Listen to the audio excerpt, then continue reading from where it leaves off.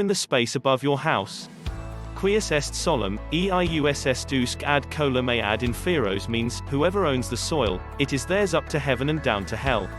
This property right principle asserts that a person who owns a particular piece of land owns everything directly above and below that piece of land, no matter the distance, and can prosecute trespassers who violate their border on the surface, underground and in the sky.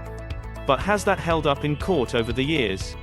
Despite the Latin phrasing, the principle was not a part of classical Roman law, and is usually attributed to the 13th century Italian scholar Accursius.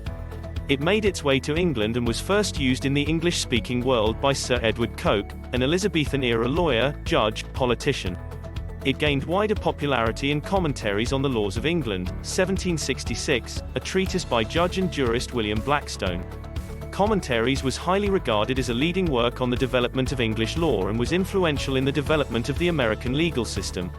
It was said that no other book except the Bible has played so great a role in shaping American institutions, and many of Blackstone's ideas, including Quius est solum, were quickly adopted and repeated by American courts and legal scholars. Beginning with the 1797 decision in State v. David, Mr. David was indicted in Delaware for stealing 2 barrels of herrings after the barrels were found buried on his land, and continuing for the next 100 years, the American legal system maintained that landowners' rights extend over a tract of space that stretches from the center of the earth out into the atmosphere. Sometimes this space is described as a straight column with dimensions that match the property's surface level boundary lines.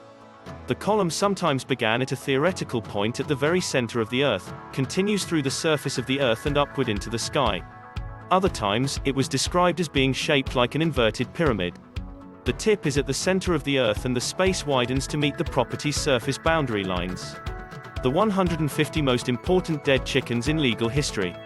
The doctrine worked well enough in the US for a little more than a century, but in 1903 the Wright brothers shook things up when they got their powered Wright Flyer I airborne. From there, air travel expanded quickly and by the late 1930s, commercial airlines were carrying mail and passengers across the country. Those magnificent men in their flying machines, of course, were violating countless borders as they crisscrossed the US, and the property owners began to sue the trespassing airline companies. Having to get permission from, or pay a settlement out to, anyone whose house they wanted to fly over would have caused major headaches for the airlines, the courts and federal regulators, and the doctrine began to fall out of favor. The courts turned on the beloved Blackstone's idea and began to regularly reject the ad colum approach to airspace rights. Instead, they interpreted the maxim as giving property owners rights to the sky, within the range of actual occupation, and use of airspace to such an extent as they are able. Congress, meanwhile, passed the Air Commerce Act in 1926, and gave the government jurisdiction over navigable airspace, or the sky above minimum safe altitudes of flight as determined by the federal government. In 1946, the United States Supreme Court heard United States v. Causby. Their decision in the case proved to be the final nail in the ad colum doctrine's coffin and established new common law to replace the generally accepted but made-up rule. Causby owned 2.8 acres of farmland near Greensboro, North Carolina. During World War II, the U.S. government started using a nearby airport for military aircraft and fighter planes began flying over Causby's property at altitudes low enough to blow the leaves off the tops of Causby's trees. The noise from the flyovers scared Causby's chickens so much that they would panic, run into walls and kill themselves. Some 150 chickens died like this in a small span of time and Causby was forced to give up chicken farming entirely. He sued the government, claiming that their trespassing left his property commercially worthless and that his land had, in effect, been taken from him. The Supreme Court ruled the air was a public highway and rejected Causby's claim that his airspace had been taken from him. Justice William O. Douglas wrote, in his opinion for the majority, that the quius est solum, eius est ad colum ad inferos doctrine and the idea that ownership of the land extended to the periphery of the universe, has no place in the modern world. To recognize such private claims to the airspace would clog these highways, seriously interfere with their control and development in the public interest, and transfer into private ownership that to which only the public has a just claim. Douglas did, however, concede that, if the landowner is to have full enjoyment of the land, he must have exclusive control of the immediate reaches of the enveloping atmosphere.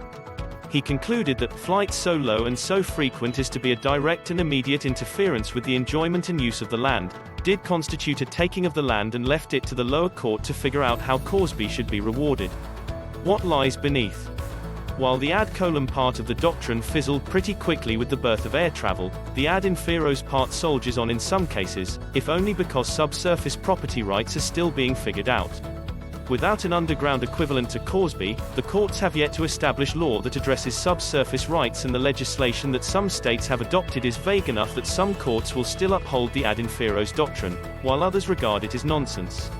A look at decisions in subsurface ownership disputes reveals that the courts tend to side with the surface property owner if the case involves the near subsurface, disputes about tree roots or other intrusions within 100 feet or so of the surface, and hundreds of them have cited ad inferos in their decisions.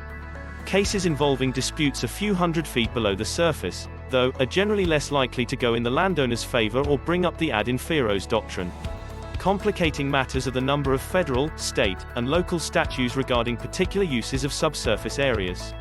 In many cases, if oil, natural gas, hard rock minerals, objects embedded in the soil or waste disposal are involved, these statutes usually supersede traditional property rights. Thank you for watching this. If you find this video informative, do like and subscribe, and let us know in the comment below about sharing your thought in this. See you in the next video, and until then stay tuned to aid the student.